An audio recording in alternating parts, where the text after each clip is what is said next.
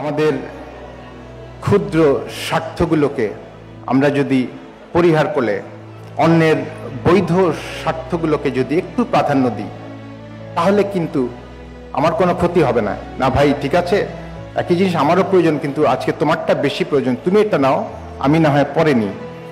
এই যে একটা স্যাক্রিফাইসিং টেন্ডেন্সি, এইটা আস্তে আস্তে আমরা ডেভেলপ করতে পারি। আমরা বাবা মাকে আমাদের কাজের ফাঁকে ফাঁকে সাহায্য করতে পারি।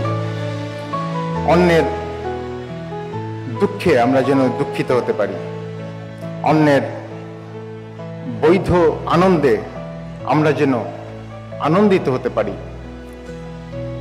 কেউ একজন বিপদে পড়লে আমরা যেন সাহায্যের হাত বাড়িয়ে দিই। আমার সাধ্য মতো যা কিছু আছে সেটা দিয়ে যেন আমি সাহায্য করার জন্য এগিয়ে যাওয়ার মানসিকতা সৃষ্টি করতে পারি।